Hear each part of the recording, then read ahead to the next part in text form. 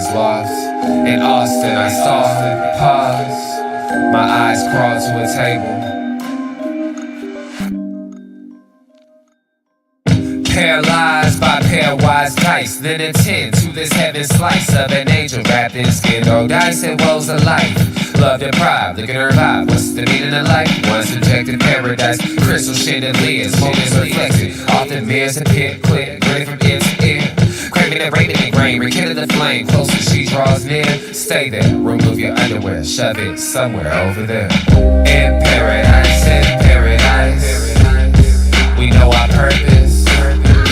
In paradise, we know what our worth is. In paradise, we manifest dreams.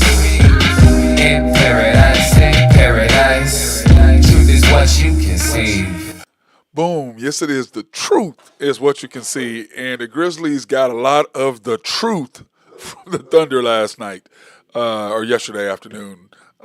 Happy Easter, I guess it was. Happy Easter gift to the Memphis Grizzlies. But as we talked about, the Thunder won 131 to 80 yesterday. And to me, the Grizzlies just said, "The hell with it. Y'all gonna beat us. It doesn't matter what the score is. We're gonna lose. Let's go ahead and lose whatever. It's just one game." And it's not like, as I was saying on After the Storm yesterday, it's not like it's multiple games. It's one game. It's one game out of 7. So, it's not like it's in the season or it's just game 1. Now, the team that wins game 1 wins the series 70% of the time, but it's more important for a team that's doesn't have home court advantage to win game 1, because if you win game 1, then you've taken home court away from the team that was sitting ahead of you. So, and then now, of course, you now have home court advantage, and you get to play a team 3 times at your home place to close it out. So that's why to me, game 1, game 5, well, clearly game 7, so that doesn't need to be talked about. But usually games 1, games 3, and games 5, and 4 can be determined. But games 3 and 5, 1, 3, and 5, your odd numbers are the games that really, really make a difference in the series, that can really shift it one way or the other. And especially if you win game 1, because like I always say, if you lose the first 2 games at home or on the road, okay, they held serve. Now let's come home and hold serve.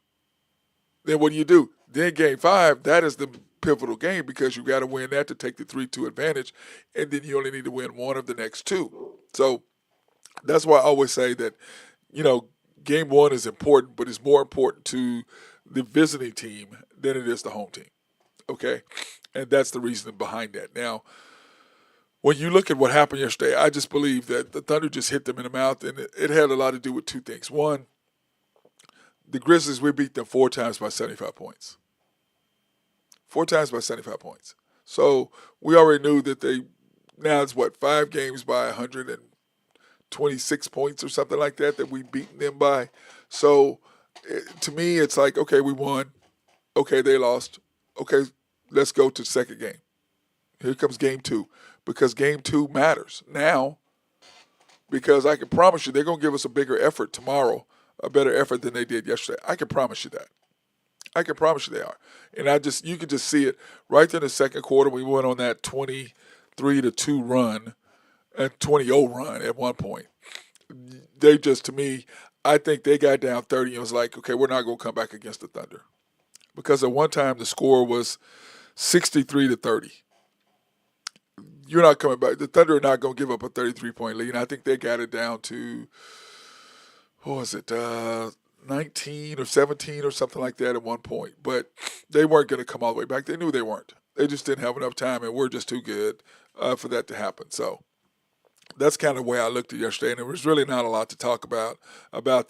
There's more to talk about the games that were played, other games, than our game, because our game was just a complete thing that's saying we haven't played in 12 days or 7 days, whatever it was, 8 days.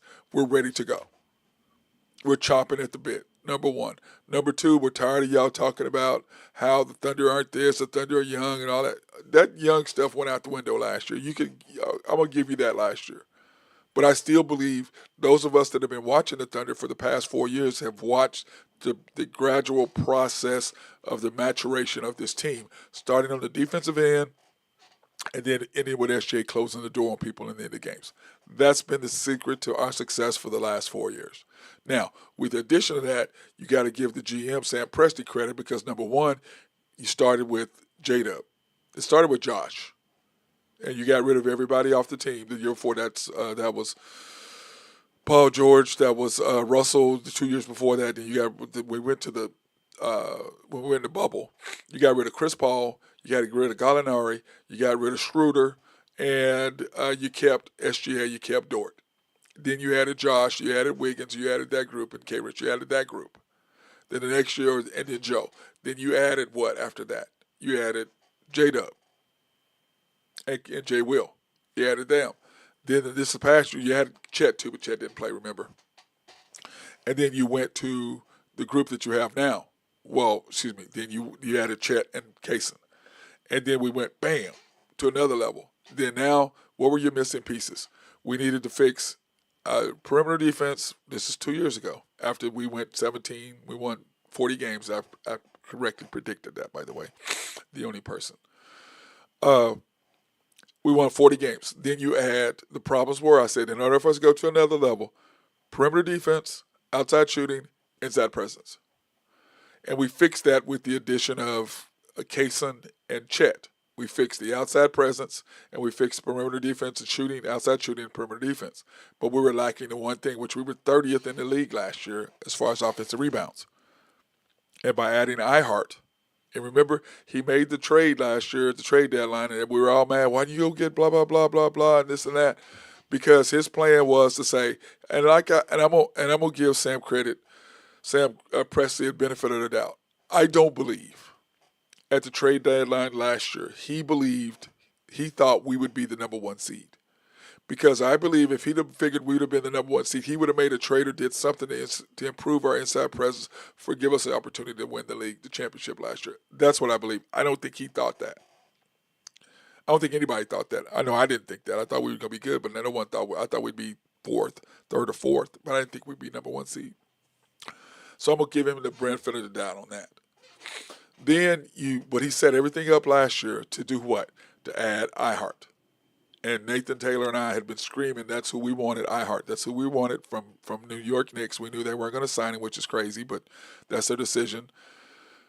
Good for us. And then the secret was Caruso. And we went from 30th to 19th as far as giving up offensive rebounds. And the last 2 games, the 3 games when everybody didn't play, we went from now we're 23rd. But we were 19th going into those last 3 games. Against Phoenix, against the Jazz, and against the Pelicans. And, of course, the backup guys played in those games, so, our stats went up. But we went from 30th to 19th based on what Sam Presti did. And that showed in spades yesterday when the Thunder 131-80. We now have a 1-0 lead. And so everybody don't get all fired up and go, oh, well, all this stuff, it's just a 1-0 lead. That's all it is. That's all it is. It's the best of 7. You got to win 4, and you've only won 1. So don't get all going nuts. I'm thinking gentleman's sweep, which is 5 games is what I'm thinking. I'm hoping 4-0, but I'm hoping gentleman's sweep so we still get 2 more days in playing. I don't really want us to sweep them, but I'm not going to mind. I mean, the Celtics lost 3 games last year winning the chip. 3-point attempts, the Grizzlies were 6 for 34. We were 17 of 48. And a lot of that has to do with the second team coming in just firing up threes. A lot of it had to do with that. 34.4% from them from the field. We shot 50.5. Out-rebounded them by 11, which, with Zach Edey in there, and we should out-rebound them. And then, of course, Pips, points in the paint. We did what we normally do. I think we're only giving up 41 points a game, I think, in Pips, points in the paint. And we took 60. Turnovers, we had 16 to their 24. Don't really count that because we'll go back and we'll look and see what that really, really was. What we, as the starters, what they really generated, and as far as the other guys. 51-44 bench scoring. And when you look at the game stats, which is what I was just referring to now, so you can really tell what we did as far as turnovers. Okay, the starters had 2, 4, 5, Jay Will had 8, but we're going with the starters. We had 5. And Wiggins, he played a lot. Uh, Let me see. Caruso, he didn't have any, and Kaysen didn't have any. So the guys who didn't play a whole lot, that's who I'm going with. Okay. And then of course Wiggins had 2, so that's 2, 4, 5, 7. Kendrick Williams didn't have any. Isaiah Joe had 2, that's 9. Kaysen had 1, that's 10. So that's what we had turnover wise for our group. We only had 10. And then of course Jay Will, he had 3 by himself. That's that's 11. Is that 11? 1, 2, that's 5. That's 10, yeah. And then Jay Will had 3, and then Dylan Jones had 2 by himself. So that's 5 just between those two right there. So anyway, that's what we did as far as turnover wise and what happened with our starters. Now, 3-point shooting, Chet 3 for 4, J Dub 0 for 4, Isaiah Hartenstein didn't shoot any. Jay Will actually 0 for 4. SGA 1 for 7. He was 4 for 13. And when he has bad numbers like that, it's always he's shooting a bunch of threes. That's what he does when his numbers go way, way down. But he had 15 points, 3 rebounds, 6 assists. 5 assists in 23 minutes. J-Dub, 26 minutes, 10 for 16, 20 points. Played pretty good, I thought, overall. I thought he looked good. And then the rest of the guys, it's just whatever. But 3-point shooting, let me see, our starters were 3 for 8, 4 for 15, 8 for 23. Isaiah Joe, so that's 10 for 28, but I don't know how many Isaiah Joe shot with the second group. He probably shot quite a few because, I mean, let's face it, when you've got A.J. Mitchell, you've got Kendrick Williams, you got Dylan Jones, you got Jay Will out there, they're going to be firing up threes. And Aaron Wiggins played quite a bit too as well. So, those guys are going to be firing up threes. But here's the good part. SGA only played 23 minutes. Didn't play well at all. 15 points, but he was a plus 28, which I don't really say how that was. J-Dub, plus 44. I thought he played really good. Chet, plus 25. Played really good. So now the way it works is this. 6:30 tomorrow night on TNT, and then 8:30 on TNT on Thursday night at Memphis, and then Saturday 2:30 at Memphis. So that's the schedule of what we know is coming up for the Thunder and where we are sitting at currently, which we should do what we need to do with that. So, but anyway, when you look at our Thunder team and what we did and what happened, it was just like I said, it was a combination of us not playing, number one. Number two, us tired of the media because we hear what they say, and they're tired of that. So those are the things that made them do what they did yesterday and hit them in the mouth. So now what I did is I'm doing what we did for the year and then what you did in the playoffs. So we're going to have these two. We're going to keep these two stats up so that everybody can see what we're doing as a team in the playoffs versus the season. Now SGA, of course, was our leading scorer and led the NBA in scoring. And now he's 4th. Wiggins, of course, it was a blowout. So these numbers, this first series, I don't know how these numbers are if they're going to be really worth a quarter, to be honest with you, because of the simple fact that we blew them out. So what are these numbers really going to mean? Wiggins, 21 points. J-Dub, 20 points. Chet, 19 points. SGA, 15 points. Hart. Did he play great yesterday or what? And you know what's so nice, too? It's nice when they tell people what the hell the shot is. It's a floater. I don't have to listen to the nonsense of Michael Cage and push shot. It's not a push shot. And they talk about, iHeart called it a push shot. It's because of what the Thunder call it. He's going to fall in line with what the hell they say. It's a teardrop. I mean, it's a floater, not a teardrop. So it's a floater. And every single analyst, they will call it a floater. There's a difference between a push shot and a floater. He's not pushing the ball. He's letting it go. And they're like, well, that's because of somebody told me. Well, Michael Cage said it's because it's off his hand.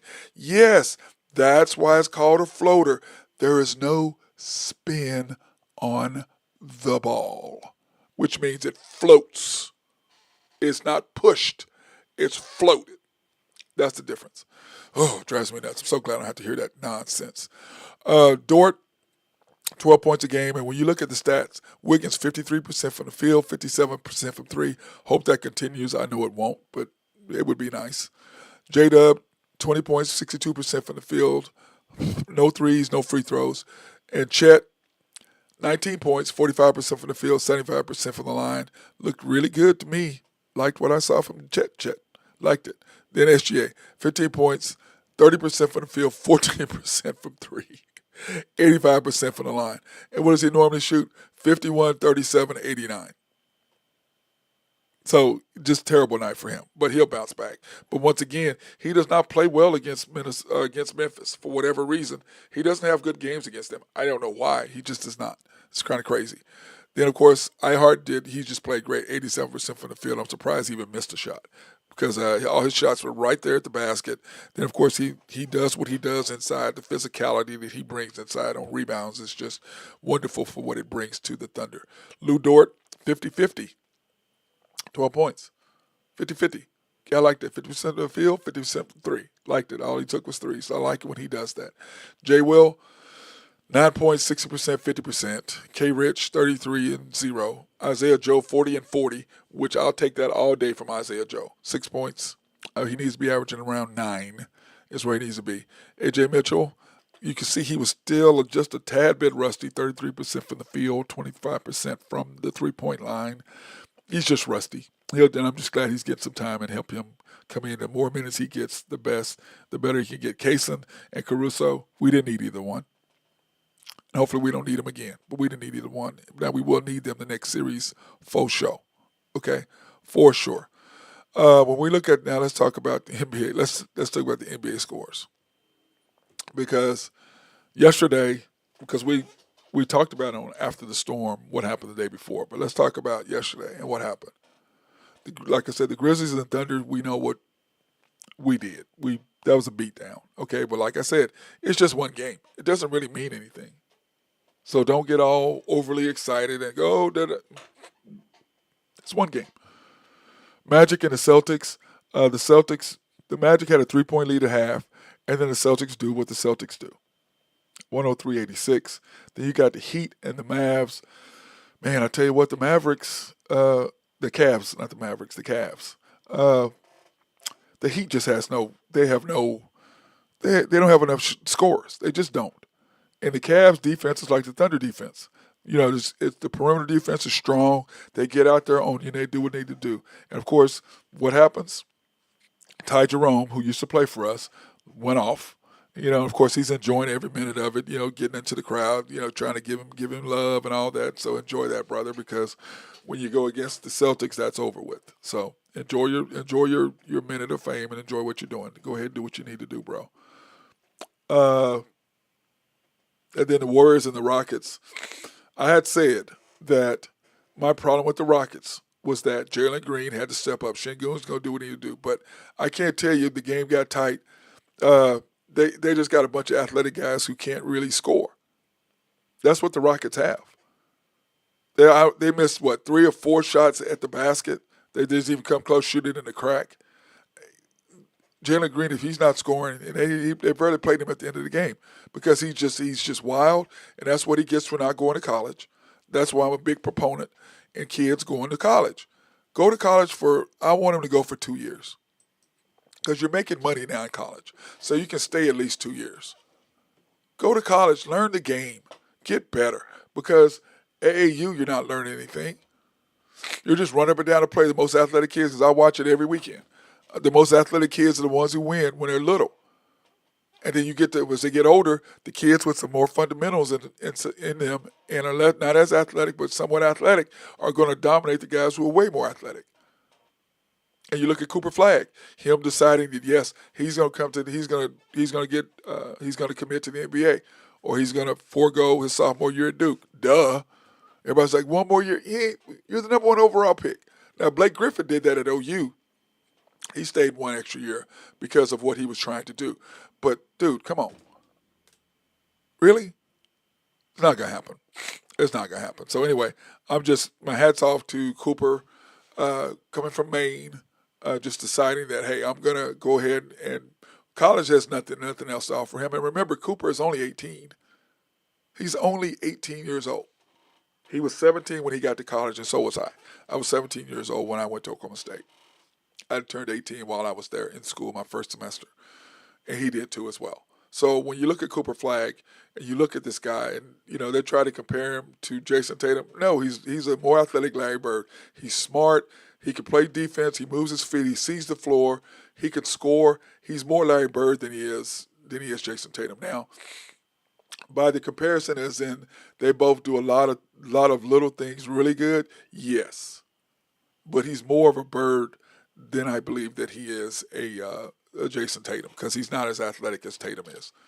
And I think moving his feet defensively, he's going to struggle a little bit as well at that level. But he brings so much more to the table with his athleticism, or with his ability to see the floor. He's a very smart basketball player. He's extremely knowledgeable, which is going to help him tremendously in this when he goes to the league. And even though he's going to be young, it's going to take him a couple years to develop. But if he gets in the right spot, like a Charlotte, But if he's at a San Antonio, or if he ends up with like the Thunder, or if he's with the San Antonio Spurs, that's not going to be fair. With him, Wemby, and De'Aaron Fox, that's not going to be fair. If he ends up with the Thunder, if somehow we move up and give up all of our picks to get him, it's not going to be fair. With SGA, Topic, him, J-Dub, Chet, Ihart, Caruso, Kaysen, Wiggins, you don't have a prayer. Because he's that 6'9" guy that I was talking about that we need inside. But he also can stretch the floor by knocking down threes. It would be over. The Thunder are already in our dynasty 5-year run. Dynasties have a 5-year run. Last year we were number 1 seed. We were young. We got bounced out because of whatever. I'm not going to go into it, but decisions that were made that hopefully won't be made this year. And like I said, if he showed me yesterday, he's going to do the same thing he's going to do, the coach. He's going to do the same thing this year. And someone had told me, I was giving the argument. They're like, oh, no, he's not going to be the same guy. We'll see. He plays J-Dub more than he plays SGA. And I told you, I mark it down every time it happens. That's once. Now, yesterday didn't matter. We didn't need him. But if he continues to do that when you get against either the Nuggets or the Clippers, if you do that against the Celtics or the Cavaliers, if you do that against the Rockets or the Golden State Warriors, you're in trouble. We're going to get beat. And like I said, I hope I'm wrong about the coach. I'm hoping he's completely different than what I expect him to do. If he is, we'll win. If he does what I think he's going to do, we're not going to win. And then that's going to be a second year wasted of a 5-year window. But I still think we need a 6'9", 6'10", 6'11" Wiggins / K-Rich. We need that. That's what we need. We needed Jaden Daniels, who we had and we got rid of. But that's the one ingredient we're missing now is another big that can stretch the floor and then also work inside. That's what we need. And Jay Will is doing a fairly decent job of providing that for us. He really, really is. But he's not Nas Reed. He's not McDaniel. Okay, at all. But if we can get us one of those, that would make the difference, I believe, to the Thunder taking that next step for what needs to happen. So, but anyway, let's go ahead and take a break real quick and thank our sponsors for them being on our side today. If I can get this even to go up here, I don't know what the problem is with my thing. SRB, if you have needs for engineering, surveying, or planning, hit our guys up over there. They love to take care of you and make sure everything runs smoothly for you. They will hook you up. I promise you that. They are very, very good at what they do, and they will be fantastic. If you have a water treatment plant in your city or your county, hit those guys up because, as we always say, who the hell does not like clean drinking water? Oak Grove Trucking, if you have needs for dirt, rock, or sand to be moved, hit our guys up over there. They'll take care of you and make sure everything is fantastic and smooth. YNB, family owned and operated since 1912. They are the bank that makes things happen. They're an equal housing lender, a member of the FDIC, proud sponsor for us to go out and support women, minority, and black-owned businesses in the Oklahoma City area. You can pre-qualify online at www.ynbok.com. That's www.ynbok.com. Or you can go to one of their 5 locations, the main bank at 401 Elm, 66 steps from historic downtown Yukon, Oklahoma. YNB East, which is off the Parkway and 66 or 39th Expressway. YB Mustang, 218 North Mustang Road. YB Parkway, which is off Garth Brooks and I-40, just south of I-40, right in front of the hospital. Cannot miss it. And then, of course, YB Parkway, which I just said. YB Peoples, located in Bethany on 23rd between Rockwell and MacArthur. And that's the bank that I always use because it's closer to the city for me to get to. And then, of course, the House of Creed, handcrafted since 1760. Isn't it crazy that perfume has been around that long? Is that crazy? What's that, 280 years? Something like that, 285 years? That's a long time. You know what I'm saying? That's a long time to manufacture stuff, and I can promise you, they do it really, really well. Their men's cologne is just fantastic. So is their women's perfume. It's good. So, as they always told me, Matt, remember, pick the best for your best. And I do, and I will, and hopefully you will. So if you're a guy and you like great smelling cologne, hey, go in there and see the girls over there. Go see my girl Beth. She'll hook you up, and then if you have a significant other, she will go ahead and give you the person to talk to over in the women's department. And then likewise, if you're a woman and you want your guy to smell good, go in there and smell the stuff. It's just, it's really, really good. I promise you. It's really, really good. It's worth it. So, House of Creed. And by the way, we will be there this Thursday afternoon, and then we will be at the bank on Friday, but we will be at the bank, at Creed in Penn Square Mall this Thursday to do our show live from there. And then also, we have, like I said, our new show coming up. I cannot wait till we get everything squared away and I get all the finalized plans so I can kind of tell you guys what we're going to be doing. And it's going to be something that Oklahoma has been needing, and I'm really, really looking forward to this new podcast / show that we're going to be doing. It's going to be fantastic. I'm really looking forward to it. So that will be coming up. Now, there are some interesting games today. Okay.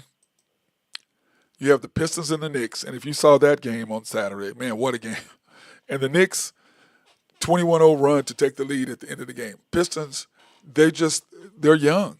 They just have no idea. And Cade Cunningham's first playoff game, I won't say it was a disappointment, but he just struggled. But he was aggressive, but they just weren't ready. They just weren't ready. They really weren't. Knicks hit him in the mouth, and Jalen Brunson did what he did, Cat did what he did, Anunoby did what he did, and Anunoby did a great job on Cade Cunningham, which I believe Cade will come back and fix all that tonight when they play each other at 6:30 on TNT. The Knicks are 6.5-point favorites. Over under is 221.5 today. Clippers and the Nuggets after that. And it's so funny, the Russell Westbrook things, and I've laughed because I'm not a fan, as most of y'all know, I'm not a fan of his. But that being said, he set the game in overtime because he couldn't get a shot off. Why the hell they gave him the ball in the first place, I don't know. But he's Russell. Then he comes up with a steal at the end. And, like he said, hey, they ran that same play when I was playing for him. So he knew what was going to happen. Of course, James Harden didn't come meet the ball. He waited on the ball. James Harden doing James Harden stuff. Dude, what is the first thing you learn in basketball? Always meet the ball. And if he had been coming to the ball instead of waiting for the ball to come to him, he's played against Russell. He played with Russell. He knows Russell, what an animal he is. And I don't mean that as an animal as in terrible. I mean what an aggressive player he is. I mean his instincts to be aggressive. And I'm not calling him an animal as in anything negative. And if you people think that, y'all are idiots. So y'all go wherever the hell you're going. I'm talking about him just being aggressive to being the person he is.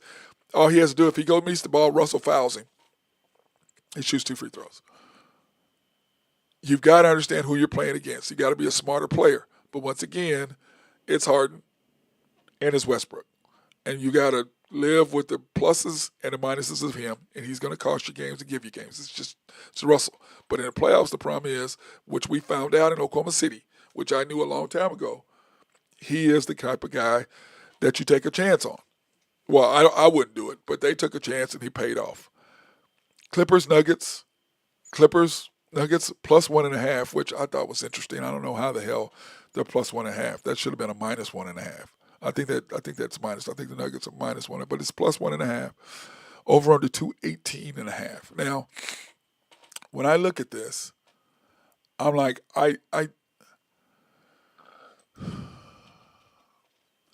think the Clippers are going to beat the Nuggets in the series. But once again, the Clippers fell apart because the Clippers are the Clippers. As Drew Hinthorn always said, Jets, Mets, Clippers.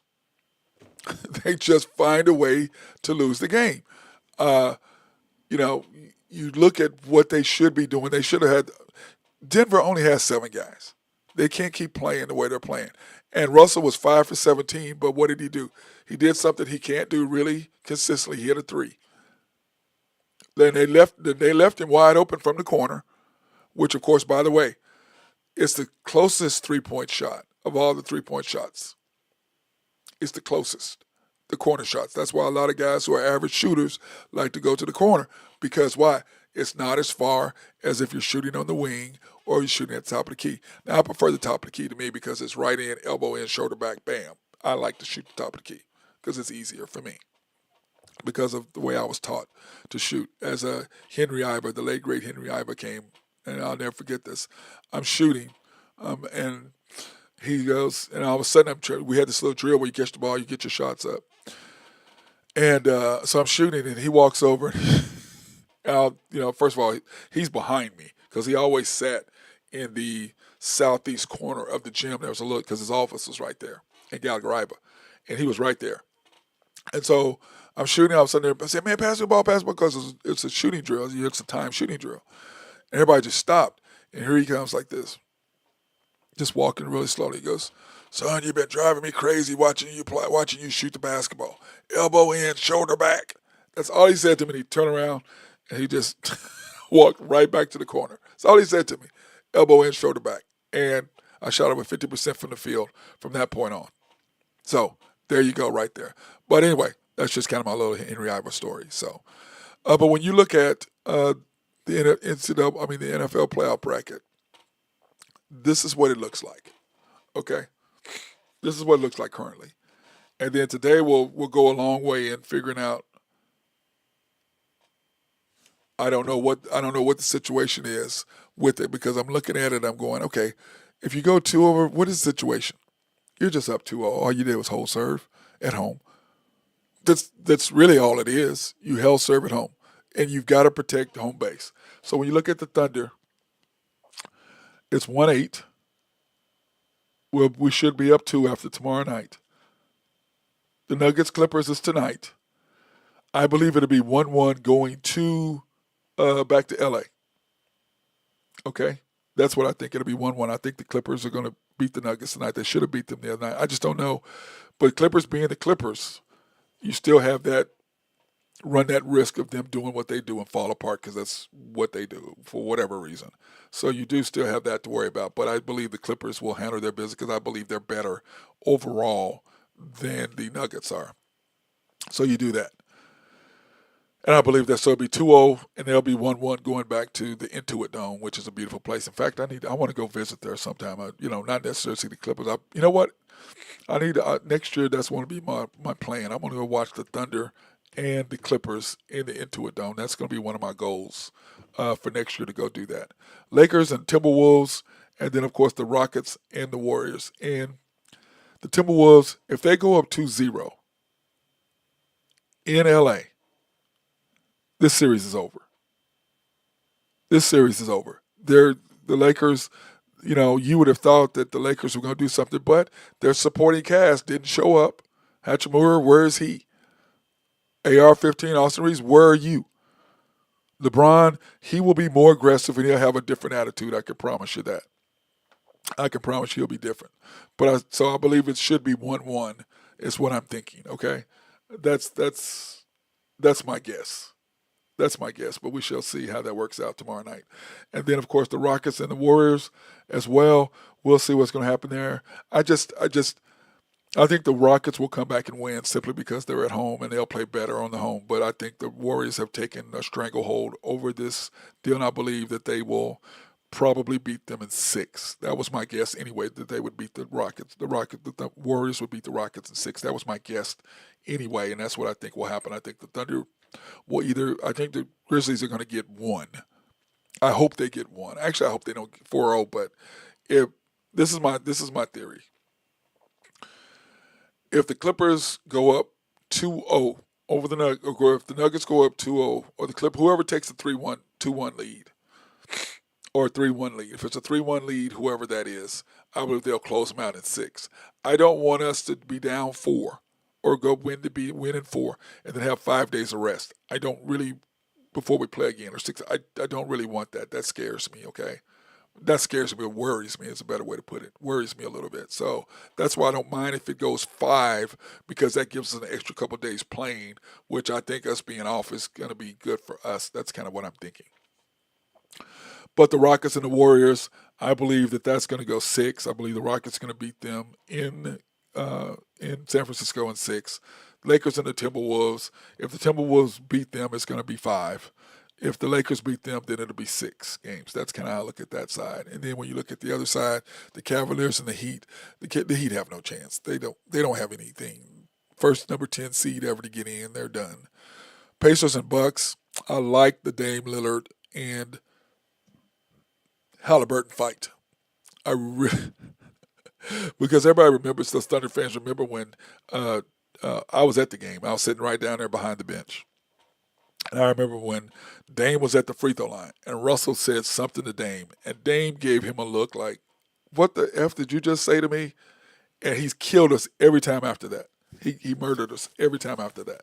So that's the series I really want to see. I hope he comes back tonight for that game, or for game 2. I'm hoping tomorrow night that he comes back for that. I really want to see that. Then, of course, the Knicks and the Pistons. I just don't think the Pistons. I like the Pistons. They're young. They're just too young. I don't see anything really happening there. And then, of course, the Celtics and the Magic.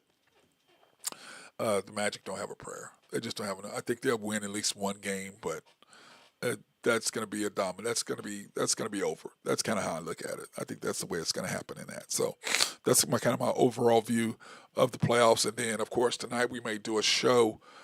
Tonight, kind of going over everything that happened on After the Storm, but we'll see what's gonna transpire. But I've got to leave now. I've got some stuff that I've got to go do for my iPad that is messed up, so I got to go get a new iPad. So I've got to go to AT&T, and then I got to go train kids. So I'm gonna have to leave and cut the show off early today. But like I said, it was a beatdown. There wasn't a lot to talk about. And then I'm gonna say this before I go. Caitlin Clark was at the Pacers game. Got a standing ovation, all that stuff, as she should. And, it just still cracks me up because she is the face of the WNBA. Just like Magic was, just like Michael Jordan was, just like LeBron is. That's been the face. There hasn't been, people act like there's been a bunch of faces of the league. No, it hasn't. It's been 3. Now, when you look at the WNBA, Caitlin Clark is more the Magic Johnson, Larry Bird style of it. Okay, she may be a sprinkle of those two with what Jordan did, because Magic and Bird made the NBA go from tape delay to relevant. Michael Jordan made the NBA go to where it is today, where it's global. He's the one that took that. Caitlin Clark took, people forget, all these girls were griping 2 years ago. Oh, we got Angel Reese. No, not with Angel Reese, but I can't think of the girl's name right now. The best player in the league, plays for the Vegas. Oh my God, the Aces. Oh my Lord, I'll think of her name in a minute when I'm not trying. Anyway, they were all griping because they have to be in airports. They have to wait. That's how we traveled. That's how we traveled. We had to take commercial planes. You had to be at the mercy of whatever your flight was whenever it was leaving. That's what you were at the mercy of. And you had to deal with it. You had to deal with where you couldn't sit on the front row because somebody already had that booked. And, you're got some guy that's 5'4" sitting there, and you're 6'3", and you got to be locked up in behind seats because, somebody took your foot. And I'm not trying to, be mean to anybody that's shorter. I'm just saying for us, it's kind of like when you get mad when you go to a certain place and you want to use the toilet, and they're in a handicap toilet. Well, the handicap toilet is taller than the regular toilet. And if you're shorter, why are you going to the taller toilet? I guess because it's easier. You don't have to work it hard. Well, it's harder for us being taller to do that. So anyway, my point is what Caitlin did is she took the WNBA, kind of what Magic and Bird did, and kind of made it more relevant. And then she also has the Michael Jordan side of it that she made it more global, more where everybody's into it, more with this, because she has the second most jersey sales, men's and women's. Second, behind Steph. And somebody put in there Michael Jordan's jersey. I'm like, Jordan hadn't played in how long? And his jersey sales is still what? He hadn't played it since when? 2000 and what? 2, 1, 3, something like that, 2, whatever it was. And he's still, jerseys is still one of the top 10 jerseys being sold. And he hadn't played since when? The GOAT. Not a subject. Not even a contest. It's ridiculous. That being said, hey, everybody enjoy yourself. Go out there today. Do your thing. Sorry, I got to get off the air today. And like I said, we may do a show tonight. Who are the games tonight again? Let me pull this up really quick. Sorry I'm doing this, but let me pull this up real quick to see who the games are tonight. Who are the games tonight?